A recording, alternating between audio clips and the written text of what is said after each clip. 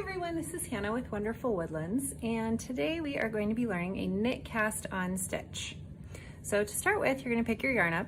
Actually, we're going to do it this way. So you're going to have your short end on the left side and your long end that's attached to your ball of yarn on the right side.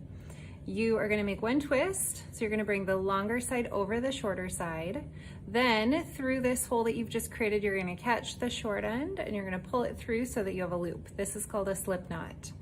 Now you're going to take your first knitting needle, slide it through the loop you've just created, take the short end, pull on the short end. So it doesn't have to be tight, but just so that it's a little bit snug up against the needle. Now you're going to pick up your second needle and you're going to slide it through this loop with your first needle. So both needles are going through the same loop of yarn here. Then you're going to take your longer end. You're going to wrap it around the bottom needle. You're going to pull that needle through here so that we catch the loop. And then you're going to slide it up to the end. Then you'll slide that loop on to your left hand needle. So now you have two stitches. We'll do that again. So your right hand needle is going to go through the first stitch from the bottom. So both needles are going through the same stitch. You're going to take your longer end of yarn here. It's going to go around. You're going to pull it under to catch, and then we're going to slide that on. Now you don't have to pull your needle out here, you can just slide it back to the bottom.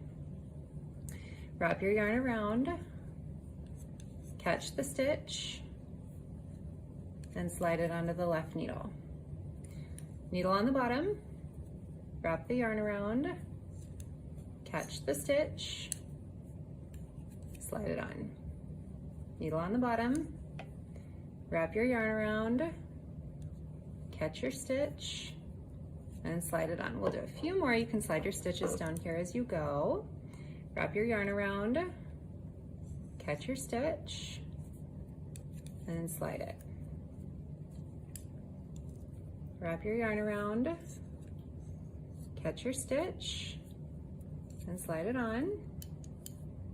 Wrap your yarn around, catch your stitch, and oops, that was a longer one, and we'll slide it on. Okay, we'll stop there. So you have just cast on 1, 2, 3, 4, 5, 6, 7, 8, 9 stitches using the knit cast on method. And then we're going to pick up from here, we're going to start knitting. So your empty needle is going to go in your right hand, and your needle with your stitches on it is going to go in your left hand. You're going to take your right needle, just like we did casting on. It's going to go through the first stitch from the bottom. So both needles are going through the same stitch. You're going to take your longer end of yarn here. You're going to wrap it around the bottom needle, pull it through so that you catch that yarn. And then instead of adding this stitch back onto your needle like we did when we were casting on, we're just going to slide the stitch off the end of the needle. We'll do that again. So it's going to go under the first stitch from the bottom. You're going to wrap your yarn around, catch your loop of yarn right there, and then slide the stitch off the left needle. So we're going to be moving all of these stitches from the left needle over to the right needle. Do it again. Through from the bottom, wrap the yarn around, catch the stitch, and slide it off. Through from the bottom, wrap your yarn around, catch your stitch, and off. Through from the bottom, wrap your yarn around, catch your stitch, and off. Through from the bottom, wrap your yarn around, catch your stitch, and off. Through from the bottom, wrap your yarn around, catch your stitch, and off. Through from the bottom, wrap your yarn around, catch your stitch, and off. And last one, through from the bottom, wrap your yarn around, catch your stitch, and off.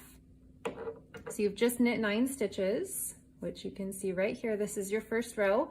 These stitches will become a lot more pronounced as we add a few more rows on, but that's what your first row is going to look like.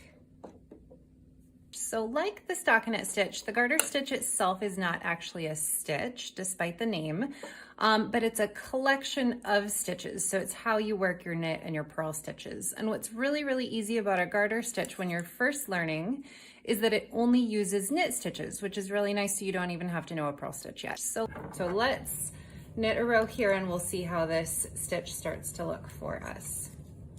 So we're gonna work a full row of knit stitches just all the way across here.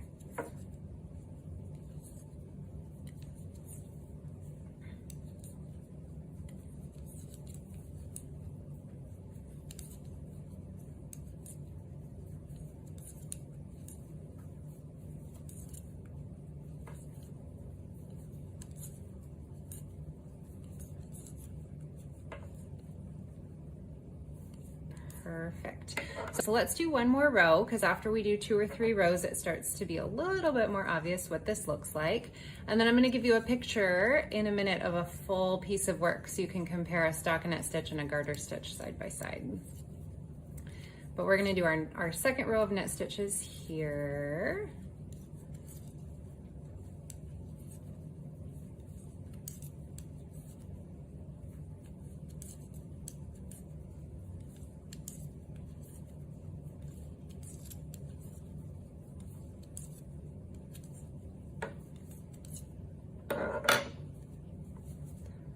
Okay, so we can see we have another row here, and on the back here, this is really what the garter stitch is going to start to look like. So this was our last row, and then we have this row here. So a garter stitch really creates some horizontal stripes for you, just a little bit.